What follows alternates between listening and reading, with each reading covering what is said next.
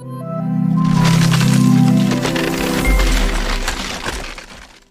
Guys, you most welcome to your YouTube channel Nikhil classes. मैं आपका Nikhil sir. आज देखिए बच्चों, हम बात करेंगे आपके आईसीएसई बोर्ड मैथमेटिक्स क्लास 8 का, और जो कि आपका है रेशनल नंबर, यानी फर्स्ट चैप्टर ही आपका क्या है, रेशनल नंबर से। एक चीज़ जान जाइए कि रेशनल नंबर जो है ये आपके लिए बहुत ज़्यादा इंपॉर्टेंट है जानना। अगर हम बात करें क्लास 7th में, तो इससे पहले आपने पढ़ा होगा नंबर सिस्टम के बारे में, है ना। देखिए, रेशनल नंबर का स्टार्टिंग कहाँ से होता है? नंबर सिस्टम से होता है। यानी पहले अगर हमें नंबर सिस्टम के बारे में पता नहीं है तो रेशनल नंबर को हम कर नहीं पाएंगे।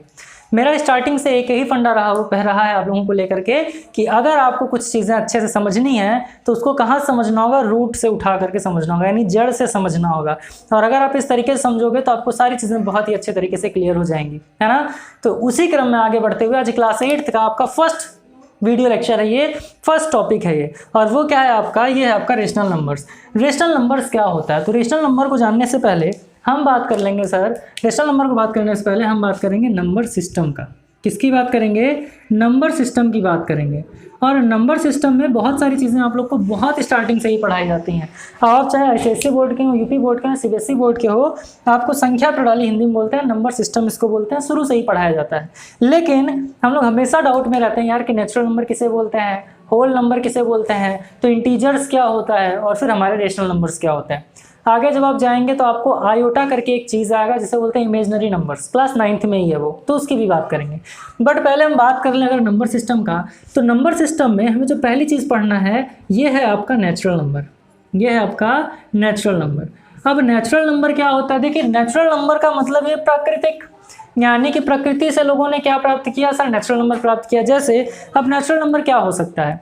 पहले के टाइम में लोग बहुत ज़्यादा पढ़े लिखे तो होते नहीं थे, लेकिन उनको किसके बारे में पता था?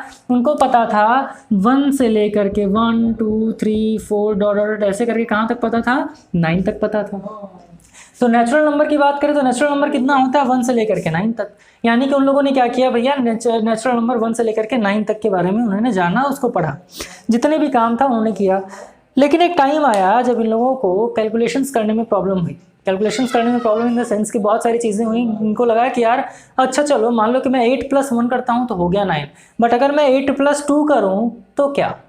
पॉसिबल तो नहीं था। यानी क्या हो गया, उन लोग को प्रॉब्लम थी इन सारी चीज़ों में। उसके बाद आर्यभट्ट भाई साहब का जन्म हुआ, महान गणितज्ञ हैं। उन्होंने किसका आविष्कार कर दिया या फिर किसका खोज कर दिया? तो उन्होंने जीरो के बारे में बताया। और जब उन्होंने जीरो के बारे में बताया, वहाँ से एक नया कंसेप्ट बन गया। और वो आपका क्या कंसेप्ट था? वो आपका कंसेप्ट था होल नंबर का। वो किसका कॉन्सेप्ट था? वो आपका कंसेप्ट था होल नंबर का। अब आप सब लोगों को बहुत अच्छे से पता है कि होल नंबर किसे कहते हैं। तो नेचुरल नंबर में जीरो को अगर मैंने ऐड कर दिया तो वो क्या हो जाता है, और ये कहाँ तक चला जाता है? ये चला जाता है इनफाइनाइट तक। कहाँ तक चला जाता है? इनफाइनाइट तक चला जाता है। इनफाइनाइट का मतलब क्या हो गया? 9 के बाद आप 1 0 लगाइए, 2 0 लगाइए, 3 0 लगाइए, 4 0 लगाइए, काउंट कर सकते हो। लेकिन 9 के बाद अगर आप 50 टाइम्स जीरो लगा रहे हो, काउंट कर पाना पॉसिबल है क्या? बिल्कुल नहीं। यानी adding zero in natural number is क्या है? आपका होल नंबर है। क्लियर ये चीज? अच्छा, अब अगर मैं यहाँ पे आपसे एक चीज पूछूं कि ये बताइए कि क्या नेचुरल नंबर हमारा होल नंबर हो सकता है? क्या हमारा जो नेचुरल नंबर है वो होल नंबर हो सकता है? बिल्कुल हो सकता है। क्यों? क्योंकि जो नेचुरल नंबर आपका होता है वो होल नंबर के अंदर ही तो आ रहा है। लेकिन अगर आपसे पूछा जाए क्या सभी होल नंबर नेचुरल नंबर है, तो जी नहीं, सभी होल नंबर नेचुरल नंबर नहीं है। जबकि जितने भी नेचुरल नंबर हैं सब क्या है सर? होल नंबर है। ठीक है, अब यहाँ तक तो चीज़ें ठीक थी। 1 से लेकर के लोगों ने पढ़ा, फिर 0 से लेकर के आगे बढ़ा। तो एक चीज़ आप देख रहे होगे, यहाँ पर बात केवल पॉजिटिव चीज़ों की हो रही है, पॉजिटिव डिजिट की हो रही है। जैसे +1 +2 +3 प्लस इनफाइनाइट की बात हो रही है। अब लोगों को प्रॉब्लम हुआ, उन्होंने बोला कि अच्छा एक चीज़ बताओ यार, जब चीज़ें बढ़ सकती हैं तो क्या घट भी सकती हैं? जैसे मेरे पास 2 रुपये है, आपके पास भी 2 रुपये है, मैंने जब इसका क्या कर लिया सर? एक्सचेंज कर लिया, या फिर मैंने 2 रुपये आपको दे दिया, आपके पास 4 हो गया, मेरे पास क्या हो गया? 0 हो गया। क्लियर है ये चीज़? अब मान लीजिए कि आपके पास 3 रुपये है, मेरे पास 1 रुपये है। मैंने आपको 1 रुपये तो दिया ही, साथ में दूसरे से लेकर के आपको 1 रुपये दे दिया, आपके पास 5 रुपये हो गया। मेरे पास तो 0 हो गया, लेकिन जो मैंने उससे लिया था मुझे उसे भी तो वापस करना है। जैसे अगर मैं आपसे क्वेश्चन पूछूं कि मान लीजिए मेरे पास 50 रुपये हैं। क्लियर है? मेरे पास कितने 50 रुपये हैं? अब सॉरी, हाँ मान लो मेरे पास 50 रुपये है, मैंने उसमें से 20 रुपये आपको क्या कर दिया? एज अ कर्जा दे दिया। अब आपके पास कितना हो गया? आपके पास हो गया 20 रुपये। मेरे पास कितना हो गया? मेरे पास हो गया 30 रुपये। क्लियर? अब आपको मेरे बराबर आने के लिए कितना अर्न करना पड़ेगा? ये आपका होमवर्क है, कमेंट सेक्शन में कमेंट करके बताइए। मेरे पास था 50 रुपए, मैंने 20 रुपए आपको दे दिया, तो मेरे पास कितना बचा? 30 रुपए बचा, है ना। अब अगर मान लीजिए मैं आपसे बोलता हूँ कि अब बताइए आपको मेरे बराबर पैसा कमाने के लिए कितना कमाने की जरूरत है, तो ये आप कमेंट सेक्शन में बताइए कि कितना कमाने की जरूरत पड़ेगी, है ना। तो ये हो गया आपका होल नंबर। अब तीसरी चीज की अगर हम बात करें तो लोगों को जब नेगेटिव में दिक्कत हुआ तो वहां से एक चीज आ गया जिसे बोलते हैं इंटीजर्स। वहां से क्या आया? वहां से इंटीजर्स आ गया। अब भैया इंटीजर्स क्या होते हैं? इंटीजर्स क्या होते हैं तो ध्यान दीजिएगा कि जितने भी होल नंबर होते हैं, क्वेश्चन पूछे कि जितने भी होल नंबर होते हैं क्या वो इंटीजर होते हैं? अभी क्लियर हो जाएगा। जितने भी नेचुरल नंबर हैं क्या वो इंटीजर होते हैं? अभी क्लियर हो जाएगा। तो अगर मैं बात करूं इंटीजर क्या होता है, तो भैया माइनस इनफाइनाइट से लेकर के 0 को काउंट करते हुए प्लस इनफाइनाइट तक जितने भी डिजिट आते हैं सब नेचुरल नंबर के, सॉरी माफ करें, सब क्या है? इंटीजर्स हैं। सब क्या है? इंटीजर्स हैं। इंटीजर्स को हम कैसे डिनोट करते हैं? तो इंटीजर्स को हम z से डिनोट करते हैं। क्लियर ये चीज? माइनस इनफाइनाइट के बाद मान लेते हैं हम -10, -9, -8 डॉट डॉट डॉट -1, फिर यहाँ गया 0, फिर 1 2 3 डॉट डॉट डॉट, यहाँ से कहाँ तक चले गए? इनफाइनाइट तक। और यहाँ से हम कहाँ चले हैं? माइनस इनफाइनाइट तक चले हैं। इट मीन्स कि जो इंटीजर होता है वो क्या होता है सर? माइनस इनफाइनाइट से लेकर के प्लस इनफाइनाइट तक जितने भी नंबर होते हैं वो क्या कहलाता है आपका? वो आपका इंटीजर कहलाता है। अब आपका क्लास 8 का जो क्वेश्चन दिया हुआ है फर्स्ट एक्सरसाइज का 1A में, उसमें क्वेश्चन पूछा हुआ है कि बताइए जो हमारा 0 है क्या ये इंटीजर है कि नहीं? हमारा जो 0 है क्या ये इंटीजर है कि नहीं? तो बिल्कुल है सर। क्या है? बिल्कुल है। क्या ये नेगेटिव इंटीजर है? बिल्कुल नहीं। पॉजिटिव इंटीजर है? बिल्कुल नहीं। लेकिन ये क्या है? ये ना तो पॉजिटिव है ना ही नेगेटिव है, बट ये क्या है सर? न्यूट्रल है और ये 0 है। और ये किस में काउंट होता है? ये आपके इंटीजर में काउंट होता है। तो अगर आपसे पूछा जाए कि 0 क्या क्या है, तो क्या 0 नेचुरल नंबर है? बिल्कुल नहीं। 0 होल नंबर है? बिल्कुल है। इंटीजर है? बिल्कुल है। क्लियर ये चीज? तो देखिए फिर पहले हमने पढ़ा नेचुरल नंबर, फिर हमने देख लिया होल नंबर, उसके बाद हमने किसको देखा सर? उसका हमने इंटीजर्स को देखा। अब आता है वो चीज जो आपके एग्जाम के लिए या फिर जो आपके बुक में दिया हुआ है, और वो क्या है? ये है आपका रेशनल नंबर्स। ये क्या है? ये है आपका रेशनल नंबर्स। अब भैया ये रेशनल नंबर्स क्या होते हैं? ये जो आपका रेशनल नंबर है, ये रेशनल नंबर्स क्या होते हैं ये आपको जानना जरूरी है। तो एक चीज जान जाइएगा, कोई भी डिजिट p/q के फॉर्म में हो वो क्या कहलाता है? आपका रेशनल नंबर कहलाता है। यानी p/q इज इक्वल टू 0 क्या कहलाता है? रेशनल नंबर कहलाता है। जहां वेयर, यहाँ एक कंडीशन क्या है? जो हमारा q है इज नॉट इक्वल टू 0, यानी कि जो हमारा q है वो 0 के बराबर नहीं होना चाहिए। q हमारा 0 के बराबर नहीं होना चाहिए। तो पूछा जाए रेशनल नंबर क्या होता है, तो p/q is equal to 0 where q is not equals to 0। अब p/q इक्वल टू 0 का क्या सिद्धांत है भैया? क्या समझ में नहीं आया तो समझिए ध्यान से। जैसे मान लीजिए आपके पास है 3 रुपए, आपके पास कितने हैं? 3 रुपए हैं। मेरे पास है 6 रुपए। आपके पास कितने हैं? y मतलब आप, m मतलब मी। आपके पास है 3 रुपए और मेरे पास कितने हैं? 6 रुपए हैं। अब अगर आपसे पूछा जाए कि ये बताइए कि कितना पार्ट, यानी आपका कितना पार्ट मेरे पास है या मेरा कितना पार्ट आपके पास है, तो एक चीज बताइए, इसको निकालने के लिए हम क्या करेंगे? आप में से हम अपना वाला क्या कर लेंगे सर? अपॉन में कर लेंगे। तो क्या हो जाएगा? अगर काटा पीटी खून खराबा किया जाए तो ये हो जाएगा 1/2। इसका मतलब क्या हुआ? इसका मतलब हुआ कि अगर आपके पास 1 रुपये है तो मेरे पास कितने रुपए हैं? 2 रुपये हैं। इसका मतलब क्या हो गया कि अगर आपके पास 1 रुपये है तो मेरे पास कितने रुपए हैं? 2 रुपए हैं। क्लियर हो रही है चीज? तो इसे हम क्या बोलते हैं? इसे ही हम बोलते हैं रेशनल नंबर्स। रेशनल नंबर क्या होता है? तो वो नंबर जो क्या हो? p/q के फॉर्म में हो और उसका इक्वल टू करके आंसर क्या आ जाए? 0 आ जाए, पॉसिबल है, बट जो q है वो 0 के इक्वल नहीं होना चाहिए। अब क्यों q 0 के इक्वल नहीं होना चाहिए? क्या रीजन है इसके पीछे? तो एक चीज आप ध्यान से समझिएगा। अगर मैं बता दूं तो जैसे देखिए क्या होता है, लिख दिया गया है 0/1। क्या लिखा गया है? 0/1। तो इसकी वैल्यू क्या होगी? लिख दिया गया है 1/0, तो इसकी वैल्यू क्या होगी? और मान लीजिए अगर मैंने आपसे पूछ दिया कि 0/0, तो बताइए भैया इसकी वैल्यू क्या होगी, है ना। तो एक चीज ध्यान दीजिएगा कि जो 0 है, जो ऊपर वाला होता है इसे बोलते हैं न्यूमरेटर। ऊपर वाले को क्या बोलते हैं? ऊपर वाले को बोलते हैं न्यूमरेटर। नीचे वाले को क्या बोलते हैं? तो नीचे वाले को बोलते हैं डिनोमिनेटर। नीचे वाले को क्या बोलते हैं? डिनोमिनेटर बोलते हैं। तो जो हमारा न्यूमरेटर होता है वो ऑलवेज कहाँ पर होता है? अंदर होता है। जो डिनोमिनेटर होता है वो ऑलवेज कहाँ होता है? बाहर। जैसे मान लीजिए अगर मैं लिख रहा हूँ 6/2 तो 6 रहेगा अंदर और 2 रहेगा बाहर। मैं अगर लिख देता हूँ 4/3 तो 4 रहेगा अंदर और 3 कहाँ रहेगा बाहर। इसी तरीके से 0/1 0 कैसे आता है, तो ध्यान से देखिए 0/1 0 का मतलब 0 अंदर 1 बाहर। तो 1 में कितने से मल्टीप्लाई करें कि 0 आ जाए, तो जाहिर सी बात है 1 0 जा 0 और आपका आंसर कितना आ गया 0। तो हमारा अगर न्यूमरेटर 0 है तो काम बन जाएगा। इट मीन्स अगर हमारा p 0 है तो कोई दिक्कत नहीं है। क्यों 0 नहीं होना चाहिए, क्यों नहीं होना चाहिए, ध्यान समझिए। अब मान लीजिए दिया है 1/0, 1/0 का मतलब क्या है, 1 अंदर 0 बाहर। अब देखिए 0 में मैं कितने से मल्टीप्लाई कर दूं कि 1 आ जाए, 0 में कितने से मल्टीप्लाई कर दिया जाए कि 1 आ जाए। अब आप एक बात बताइए, क्या पॉसिबल है 0 का टेबल पढ़ने के बाद 1 लाना?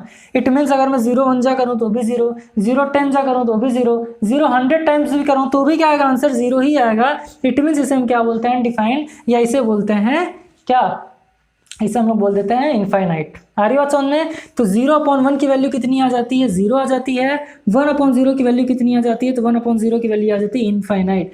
अब 0/0 की वैल्यू क्या आएगी, 0/0 की वैल्यू क्या आएगी, तो एक चीज ध्यान से देखिएगा। कई लोग बोलते हैं कि ये बताइए अगर हमारा a/a है तो काट पीट के आंसर कितना आ जाता है, 1 आ जाता है। 3/3 है तो काट पीट के आंसर कितना आ जाता है, 1 आ जाता है। अगर हमारा 6/6 है तो काट पीट के आंसर कितना आ जाता है, 1 आ जाता है। और अगर हमारा x/x है तो काट पीट के आंसर कितना आ जा रहा है, 1 आ जा रहा है।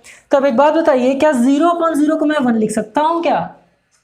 तो ये एक नंबर का बेवकूफ़ी होगा, नहीं कर सकते हैं, है ना। तो 0/0 को हम क्या कर सकते हैं सर, अनडिफाइन कर सकते हैं। अनडिफाइंड कैसे होगा, आप ऐसे ही कर लो ना, 0 अंदर 0 ही बाहर, 0 जा 0।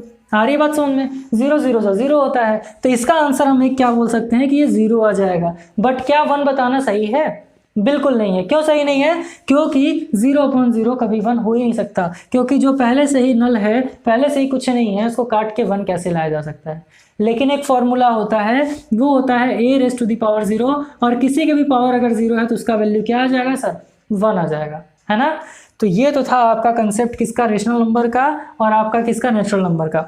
अब इसमें जो आपके बुक में दिया हुआ चीज़ जिसके बारे में आपको जानना है मेन, वो क्या है, तो वो सारी चीज़ें, चलिए इसको इरेज करके आपको बता, कुछ चीज़ें लिखी हुई हैं जो आपके लिए इंपॉर्टेंट है, देखते हैं क्या है। जैसे आपका लिखा हुआ है सर कि positive and negative rational numbers.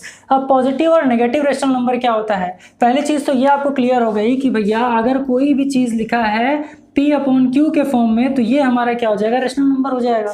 ये हमारा क्या हो जाएगा, रेशनल नंबर। जैसे आपसे बोला जाता है ना कि आपका 50 मार्क्स का एग्जाम हो रहा है और उसमें से आपने 35 मार्क्स क्या हुआ, पाया है। आपका 50 मार्क्स का एग्जाम हुआ और आपने 35 मार्क्स पाया है, तो क्या ये P/Q के फॉर्म में आ गया, क्या आ गया ना P/Q के फॉर्म में, ठीक।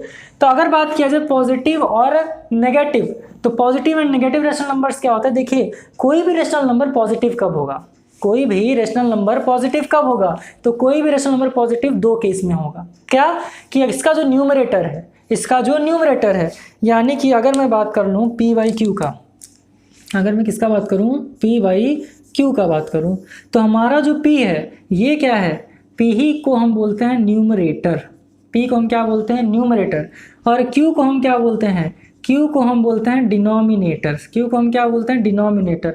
अगर कोई बच्चा जो यूपी बोर्ड का हमारे वीडियो को देख रहा है तो उन्हें पता होना चाहिए न्यूमरेटर को हिंदी में बोलते हैं अंश और डिनोमिनेटर को हिंदी में बोलते हैं हर, है ना। तो न्यूमरेटर को हिंदी में बोलते हैं अंश और डिनोमिनेटर को हिंदी में क्या बोलते हैं, हर बोलते हैं। तो P/Q, P हमारा क्या है, न्यूमरेटर हो गया, और Q क्या है, डिनोमिनेटर हो गया।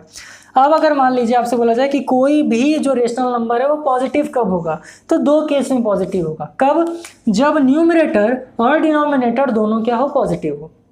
कोई भी रेशनल नंबर कब कहा जाएगा कि पॉजिटिव है, जब इनका जो न्यूमरेटर है और जो डिनोमिनेटर है दोनों क्या हो, पॉजिटिव हो, दोनों क्या हो, पॉजिटिव हो, तब तो हमारा होगा रेशनल नंबर पॉजिटिव। चलो भैया ये तो ठीक है। अच्छा सर दूसरा वाला बताइए कि आपका जो बता रहे हो कि 2 सिस्टम होता है, 2 कंडीशन होता है, पहला कंडीशन तो आपने बोल दिया, अब दूसरा भी तो बता दो। तो दूसरा सुन लीजिए बंधुओं ध्यान से, क्या होता है, कोई भी रेशनल नंबर पॉजिटिव तब एक बार और हो सकता है जबकि इनका न्यूमरेटर और डिनोमिनेटर दोनों क्या हो, नेगेटिव हो। यानी कि जो न्यूमरेटर और डिनोमिनेटर है वो या तो दोनों पॉजिटिव हो या तो दोनों नेगेटिव हो, तब वो किस में कहलाएगा, पॉजिटिव रेशनल नंबर्स।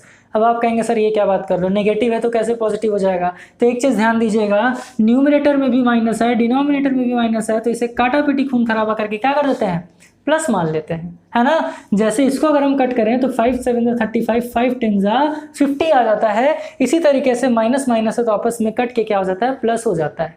मैं मान के चल रहा हूँ ये चीज़ आपको आता है, नहीं आता है तो कोई बात नहीं, आज से आप इसको जान जाइए कि ये रूल होता है कि अगर न्यूमरेटर में दिया है माइनस और डिनोमिनेटर में भी दिया है माइनस तो दोनों कट के क्या हो जाता है, दोनों कट के हो जाता है प्लस, दोनों कट के क्या हो जाता है, प्लस हो जाता है। ठीक, तो ये चीज़ तो क्लियर हो गया। अच्छा, कोई भी रेशनल नंबर नेगेटिव कब होगा, ये तो हमने पॉजिटिव की बात कर ली, कोई भी रेशनल नंबर नेगेटिव कब होगा, तो ये भी आप जान लीजिए कि कोई भी जो रेशनल नंबर है वो हमारा नेगेटिव कब होगा, है ना।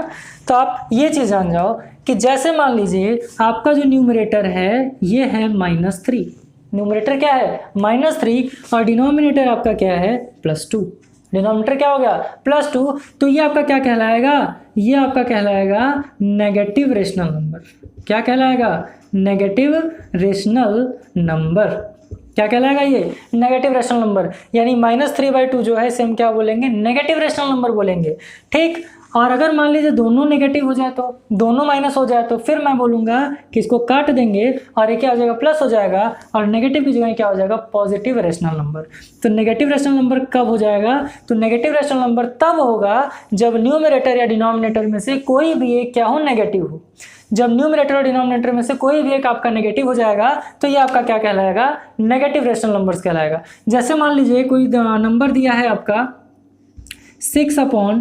6/-15, क्या दिया है 6/-15। तो अब देखिए डिनोमिनेटर में हालांकि माइनस तो होता नहीं है, बट अगर दिया है 6/-15 तो इसे हम कैसे लिख देंगे, इसे लिख देंगे -6/15। यानी क्या हो गया, एक नेगेटिव आ रहा है ना, यानी एक माइनस आ रहा है, तो अगर एक माइनस आ गया तो ये आपका क्या हो गया, नेगेटिव रेशनल नंबर हो गया। इसीलिए कहा जाता है कि अपने जीवन में नेगेटिव लोगों से बच के रहना चाहिए, क्योंकि नकारात्मक लोग जो होते हैं ना वो अच्छी चीज़ों में भी नकारात्मकता ढूंढ लेते हैं। आ रही बात समझ में, और कभी भी आपको पॉजिटिव रहने नहीं देंगे। आप सोचो कितने भी अच्छे तरीके से हम पॉजिटिव रहें लेकिन वो कुछ ना कुछ ढूंढ लेंगे और आपको परेशान कर देंगे, है ना। तो एक नेगेटिव बंदा क्या कर रहा है, पूरे सम को ही क्या कर दे रहा है, ये नेगेटिव बना दे रहा है। आ रही बात समझ में, तो इसीलिए आप उनके संगत में रहिए जो दोनों नेगेटिव हों, है ना। कहते हैं लोहे से लोहा टकरा है ना, तो दोनों नेगेटिव हों या दोनों क्या हों, दोनों पॉजिटिव हैं। आ रही है बात समझ में, वो सही है। अगर ये हो गया तो क्या हो जाएगा, पॉजिटिव रेशनल नंबर। अगर एक ही रहा तो क्या हो जाएगा, नेगेटिव रेशनल नंबर। क्लियर है चीज़। चलिए अब अगले की अगर हम बात करें तो ये है आपका इक्विवेलेंट रेशनल नंबर्स। क्या है, इक्विवेलेंट रेशनल नंबर्स। अब ये इक्विवेलेंट रेशनल नंबर क्या होता है भैया, अब आपको ये चीज़ पता होना चाहिए कि जो हमारा इक्विवेलेंट होता है इसका मतलब क्या होता है। इक्विवेलेंट का मतलब होता है इक्वल बैलेंस। हम क्या बोल सकते हैं, इक्विवेलेंट का मतलब होता है इक्वली बैलेंस्ड हो। अब इक्वली बैलेंस्ड का मतलब क्या होता है, जैसे मान लीजिए आपको कोई नंबर दे दिया P/Q, आपके इस चैप्टर में जितनी भी बातें होंगी वो P/Q के फॉर्म में ही होंगी। मान लीजिए आपको कोई नंबर दे दिया है P/Q, अब आपसे बोला कि भैया इसके इक्विवेलेंट में आप कोई नंबर बताइए, तो इसका फॉर्मूला हो जाएगा P/N/Q/N। अब P/N/Q/N का मतलब क्या होता है, स्कूल में बस इतना बता देंगे काम खत्म, लेकिन चीज़ों को आप समझिए ध्यान से। वीडियो को अगर आपने स्किप नहीं किया तो अभी भी स्किप मत करिए क्योंकि बहुत इंपॉर्टेंट चीज़ है। तो P/N/Q/N की बात करें तो इसका मतलब क्या होता है, इक्विवेलेंट का मतलब क्या होता है। एक एग्जाम्पल देना उससे समझिए। जैसे मान लीजिए आपको एक क्वेश्चन दे दिया, क्वेश्चन में दिया है 3/17। क्या दिया है, 3/17 दिया है। अब बोला कि भैया इसके इक्विवेलेंट आप बताओ, यानी इसके इक्विवेलेंट में कोई आप नंबर बताओ। तो फॉर्मूला क्या है भैया, P/N/Q/N। तो n को हम क्या कर सकते हैं, 1 भी मान सकते हैं, 2 भी मान सकते हैं, 3 भी मान सकते हैं, कुछ भी मान सकते हैं। लेकिन एक चीज़ ध्यान दीजिएगा, जो ऊपर मानेंगे वही हम क्या करेंगे, नीचे भी मानेंगे। जो ऊपर मानेंगे उसी को नीचे भी मानेंगे। आपके लिए इजी करने के लिए मैं इसको 7 कर दे रहा हूँ। क्या है आपका, 3/7 है। अब पूछेगा कि भैया इसका इक्विवेलेंट नंबर बताइए, तो क्या करेंगे, तो एक चीज़ ध्यान से देखिएगा क्या करेंगे। ऊपर अगर मैंने 1 से मल्टीप्लाई कर दिया तो नीचे भी मैं किससे मल्टीप्लाई करूँगा, 1 से। तो आंसर कितना आ गया, 3/7। तो ये तो इसके इक्वल होगा, तो क्या ये इक्विवेलेंट है। आगे देखिए, अब मैंने क्या कर दिया, 3 में मैंने 2 से मल्टीप्लाई कर दिया और नीचे भी मैंने 7 को किससे मल्टीप्लाई कर दिया, 2 से मल्टीप्लाई कर दिया। तो हमारा आंसर कितना आ गया, 3 2 6, 7 2 14। कितना आ गया, 6/14। अब आपको कह रहे सर अब आप ये बताओ कि जो 6/14 है वो 3/7 के इक्वल कैसे है। अब आप ये बताओ कि जो 6/14 है वो 3/7 के इक्वल कैसे है। बिल्कुल है बंधु, ध्यान से देखिए। मैं क्या किया, 2 3 6, 2 7 14, तो आ गया कि नहीं 3/7, आ गया ना 3/7। तो यही कहलाता है इक्विवेलेंट। और जानना है देख लेते हैं। जैसे मान लीजिए मैंने 3 में मल्टीप्लाई किया 3 से और 7 में मल्टीप्लाई किससे किया, 3 से मल्टीप्लाई किया, तो आंसर कितना आ जाएगा, 3 3 जा 9, 7 3 जा 21। अब फिर वही चीज़ कि सर 9/21 3/7 के इक्वल कैसे है, बिल्कुल है बंधु, 3 3 जा 9, 3 7 जा 21, तो ये भी आंसर कितना है 3/7। इसका मतलब क्या होता है, इक्विवेलेंट रेशनल नंबर का मतलब क्या होता है कि दो साइड आपका क्या हो, इक्वल हो, दो साइड आपका क्या हो, इक्वल हो। यानी अगर आपको एक डिजिट दे दिया है, उसके बाद आपसे असंख्य नंबर का, इनफाइनाइट नंबर्स का भी पूछे इक्विवेलेंट बताइए, तो आप एकदम आराम से बता दोगे। जैसे क्वेश्चन आपके बुक में क्या दिया है, अभी एक्सरसाइज सॉल्व करवाएंगे तो सारी चीज़ें बताएंगे। तो उसमें आपको दिया हुआ है कि अच्छा ये बताइए कि फर्स्ट 4 इक्विवेलेंट नंबर बताइए, यानी कि 4 इक्विवेलेंट नंबर बताइए। तो 4 इक्विवेलेंट की बात करें तो पहला क्या हो जाएगा, जो डिजिट दिया उसमें 1 से मल्टीप्लाई ऊपर नीचे, दूसरा क्या हो जाएगा 2 से मल्टीप्लाई ऊपर नीचे, फिर क्या हो जाएगा 3 से मल्टीप्लाई ऊपर नीचे, और इसी तरीके से 4 से कर देंगे तो 3 4 जा 12, 7 4 जा 28, काटा पीटी खून खराबा करेंगे फिर आपका 3/7 ही आ जाएगा। तो इक्विवेलेंट का मतलब क्या होता है कि दो साइड आपस में क्या हो जाए, इक्वल हो जाए। क्लियर है चीज़।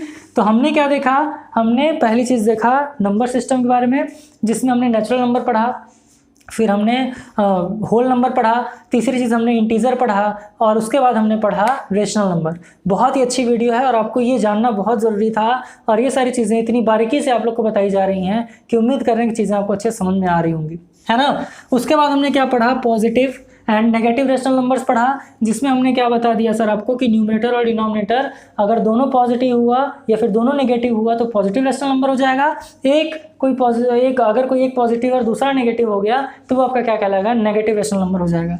फिर अगर इक्विवेलेंट रेशनल नंबर की बात करें तो इक्विवेलेंट का मतलब क्या होता है, इक्वल वाला नंबर। इक्वल वाला नंबर मतलब अगर दे 3/7 और बोला कि इसका इक्विवेलेंट निकालिए, तो आप क्या कर लोगे, 1 के बाद आप जितने भी नंबर से मल्टीप्लाई करोगे ऊपर नीचे से मल्टीप्लाई करना होगा, वो आपका इक्विवेलेंट निकल जाएगा, है ना। मैंने 3/7 लिया, आप कोई और नंबर ले सकते हैं। जैसे मान लीजिए आप ले लिया कि 4/4 मान लेते हैं हम 9, क्या मान लिए 4/9। अब इसका इक्विवेलेंट क्या होगा, फटाफट 4 इक्विवेलेंट निकालिए। तो पहला 1 से करेंगे तो वही होगा 4 × 2 9 × 2 कितना हो गया, 8/ कितना हो गया 18 हो गया। काटा पीटी खून खराबा करेंगे 2 4 जा 2 9 जा 18, वही चीज़ आ गया। उसके बाद हम क्या करेंगे सर, 4 × 3 कर लीजिए, 9 × 3 कर लीजिए, 4 3 जा 12 और 9 3 जा कितना हो जाएगा 27। अब 12 और 27 को कट करिए, तो होप कि आपको इक्विवेलेंट समझ में आ गया होगा। अगली जो चीज़ पढ़नी है आपको वो है comparison of two rational numbers. Comparison of two rational numbers, अब दो रेशनल नंबर का कंपेयर करना है। आप कहोगे सर ये क्या चीज़ आ गया, अभी तो आप न्यूमरेटर बोल रहे थे, सॉरी अभी तो आप क्या बोल रहे थे, इक्विवेलेंट बोल रहे थे, अब आपका कंपेयर कैसे आ गया। देखिए आज के डेट में जो पेरेंट्स होते हैं या फिर जो लोग होते हैं बहुत तेज कंपेयर करते हैं, है ना। लोग क्या बोलते हैं, अरे उनका लड़का तो ये कर लिया, तुमने तो कुछ नहीं किया अभी तक। तो भाई मेरे एक चीज़ जान जाइए कि वो उनकी कैपेसिटी थी और आपकी अपनी अलग कैपेसिटी है। आ रही बात समझ में। कोई अगर कह रहा है कि यार मुझे परसेंटेज नहीं समझ में आ रहा है या फिर रेशनल नंबर नहीं समझ में आ रहा है, तो मैं आपसे कहूँगा अगर किसी बंदे ने 2 बार पढ़ा है तो आप इसी चीज़ को 4 बार पढ़िए, और उसके बाद आप उसे जब कंपेयर करेंगे तो आपको समझ में आएगा कि उसको अच्छे से आ रहा है कि मुझे अच्छे से आ रहा है। तो प्रैक्टिस करने से होता है। दूसरी चीज़ कि लोग कंपेयर करते हैं, वो बहुत अच्छा है, तुम अच्छे नहीं हो। जो कंपेयर कर रहा है करने दीजिए। आ रही बात समझ में।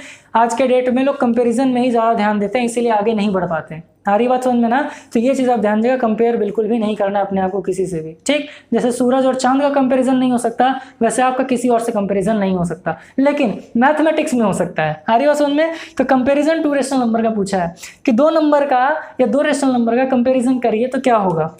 अब मान लीजिए आपको क्वेश्चन दे दिया है कि 8/3, क्वेश्चन क्या दे दिया 8/3, और इधर आपको दे दिया 6/12। अरे ये तो सिंपल हो गया, आप ले लीजिए 6/17 मान लीजिए। 8/3 और 6 क्या हो गया 17। अब बोला कि भैया आप इन दोनों को कंपेयर करिए। तो कंपेयर करने का मतलब क्या होता है, कंपेयर करने का मतलब हो जाएगा कि ये बताइए जो हमारा 8/3 और 6/17 है, तो 8/3 क्या बड़ा है, क्या 8/3 और ये दोनों इक्वल हैं, इक्वल का साइन ये होता है, या ये बताइए जो हमारा 8/3 है वो 6/17 से कम है, छोटा है। तो कंपैरिजन का मतलब क्या हो गया, तो कंपैरिजन का मतलब होता है कि हमें सिर्फ ये चेक करके बताना है कि जो हमारा डिजिट दिया हुआ है वो क्या है, वो मतलब एक दूसरे से बराबर है, या एक से पहला बड़ा दूसरे से है, या फिर जो पहला वाला है वो दूसरे वाले से छोटा है। तो एक चीज़ ध्यान दीजिएगा, इसमें आपको एक काम करना है। बुक में तो बहुत लॉन्ग प्रोसेस दिया, हम लॉन्ग प्रोसेस से नहीं समझेंगे। जैसे मान लेते हैं यही क्वेश्चन क्या है आपका 8/3 है और क्या दिया है 6/17 दिया है। अब आप सोलह कंपैरिजन करने के लिए तो आप एक काम करेंगे, इन दोनों को इक्वल कर लीजिए। बुक की चीज़ें मत ध्यान दीजिए, अगर मेरे ऊपर भरोसा है तो जैसे पढ़ाने पढ़ते जाइए। क्या कर लिया आपने 8/3 और इक्वल किससे कर दिया 6/17 के, है ना। उसके बाद आप क्या कर लोगे, उसके बाद हम कर लेंगे क्रॉस मल्टीप्लिकेशन। क्या कर लेंगे, क्रॉस मल्टीप्लिकेशन कर लेंगे। उसके बाद इसको जब सॉल्व करेंगे तो क्या हो जाएगा, क्रॉस मल्टीप्लिकेशन का मतलब क्या होता है, इसका मल्टीप्लाई इसके साथ, इसका मल्टीप्लाई इसके साथ। तो 6 इंटू क्या कर लेंगे आप 3 इक्वल टू करके क्या कर लेंगे 17 का मल्टीप्लाई किसके साथ कर लेंगे 8 के साथ कर लेंगे। अब देखिए कुछ कटने लायक है तो काट दीजिए, बिल्कुल कटेगा। ये किससे कटेगा 2 3 ज़ा 6 और ये किससे कटेगा 2 4 ज़ा 8, और तो कुछ कटने लायक नहीं है। तो यहाँ क्या बचा, यहाँ बचा 3 into 3 is equal to 17 into 4। अब आप एक चीज़ बताइए 3 3 ज़ा 9 बड़ा है कि 17 का मल्टीप्लाई 4 से करें वो बड़ा है, यानी कि 68 बड़ा है या फिर हमारा 9 बड़ा है। अब यहाँ से आप बताएं। तो यहाँ से आपको चीज़ें क्लियर दिख रही हैं कि भैया जो हमारा 68 है ये क्या है, ये 9 से बड़ा है। 68 9 से क्या है, बड़ा है। इसका मतलब ये बताइए 8/3 और 6/17 में कौन सा वाला बड़ा है, इक्वल तो होगा नहीं। तो 8/3 बड़ा है कि 6/17 बड़ा है। तो लेफ्ट हैंड साइड ये है आपका लेफ्ट हैंड साइड और ये है आपका राइट हैंड साइड। तो जो साइड आपका बड़ा होगा वही यहाँ भी बड़ा होगा। तो 68 बड़ा है, इसका मतलब इन दोनों में कौन सा बड़ा है, तो 6/17 बड़ा है। क्लियर ये चीज़, समझ में आया तो बहुत अच्छी बात है, नहीं समझ में आया तो एक और एग्जांपल से आप समझ लीजिए। चीज़ों को देखिए, अगर आप ध्यान से समझेंगे तो समझ में बहुत अच्छे से आएगा, अदरवाइज कितने भी लोग समझाने वाले आ जाए समझा नहीं पाएंगे ना। कोशिश करिए समझने का। देखिए जैसे मान लीजिए दे दिया 3/8, क्या दे दिया, उल्टा कर लेते हैं, 3/8 दे दिया और आपको दे दिया है 7 मान लेते हैं 9। क्या दे दिया 3/8 और 7/9। अब बोला कि भैया इन दोनों का कंपैरिजन करिए कौन सा बड़ा है। तो फिर वही चीज़ हम क्या कर देंगे, हम इन दोनों का कर देंगे क्रॉस मल्टीप्लिकेशन। क्या कर देंगे, क्रॉस मल्टीप्लिकेशन। क्रॉस मल्टीप्लिकेशन करेंगे तो क्या हो जाएगा, ये आपका हो जाएगा 7 इंटू 8 और ये हो जाएगा 3 इंटू 9। अब कुछ कटेगा, बिल्कुल नहीं कटेगा। तो 8 7 जा 56, 9 3 जा तो ये हो जाएगा 27। अब बताइए 56 बड़ा है 27 बड़ा है। तो यहाँ से आपको एक चीज़ क्लियर हो गया कि सर हमारा 56 बड़ा है। इसका मतलब ये बताइए लेफ्ट हैंड साइड बड़ा है कि राइट हैंड साइड बड़ा है। तो यहाँ हो गया 3/8 और यहाँ हो गया 7/9। तो यहाँ पर कौन सा बड़ा है सर, यहाँ पर बड़ा 3/8। क्लियर ये चीज़। तो ये तो था आपको कंसेप्ट समझाना पूरा रेशनल नंबर का, जो कि बहुत ज़्यादा इंपॉर्टेंट था। एक चीज़ छूट रहा है और वो है आपका एब्सोल्यूट वैल्यू। एक कंसेप्ट छूट रहा है आपका और वो क्या है, आपका एब्सोल्यूट वैल्यू है। इसका आप स्क्रीनशॉट भी ले सकते हैं या फिर आप इसका हैंड रिटन नोट्स भी बना सकते हैं। मैं बार बार कहता हूँ कि हैंड रिटन नोट्स भी अगर आप बनाते हो तो आपके लिए बहुत ज़्यादा इंपॉर्टेंट है। हमारे चैनल पर SSC के भी बहुत सारे क्वेश्चंस बने हुए हैं, बहुत सारे टॉपिक्स पर चीज़ें हैं, यहाँ पर कंटेंट्स हैं। तो अगर आपके दीदी भैया कोई भी हैं जो कि SSC की प्रिपरेशन करना चाहते हैं तो उन्हें आप बोलें कि एक बार निखिल क्लासेस पर ज़रूर विजिट करें, है ना। चलिए अब अगला जो चीज़ है जो आपको जानना है वो क्या है, तो ये है आपका एब्सोल्यूट वैल्यू। ये क्या है, एब्सोल्यूट वैल्यू।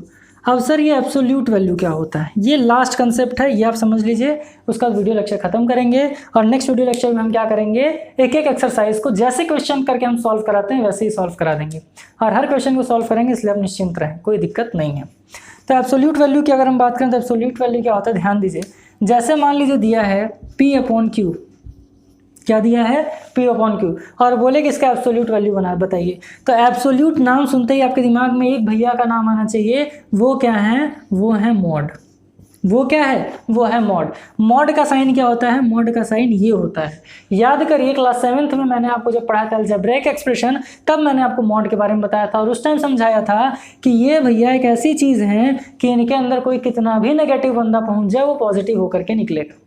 जीवन में इतना पॉजिटिव कोई है क्या कि कोई भी आपके पास नेगेटिविटी लेकर के आप उसे पॉजिटिव बना करके भेजोगे, ऐसा नहीं है। आज के टाइम में आप कितना भी पॉजिटिव हो, किसी व्यक्ति के पास जाओगे तो इतना आपको नकारात्मक तरीके से बता देगा कि आप परेशान हो जाएंगे ना। तो मॉड का मतलब क्या होता है, मॉड का मतलब होता है सर कि कोई भी वैल्यू, कोई भी नेगेटिव वैल्यू अगर इसके अंदर जा रहा है तो क्या होगा, पॉजिटिव।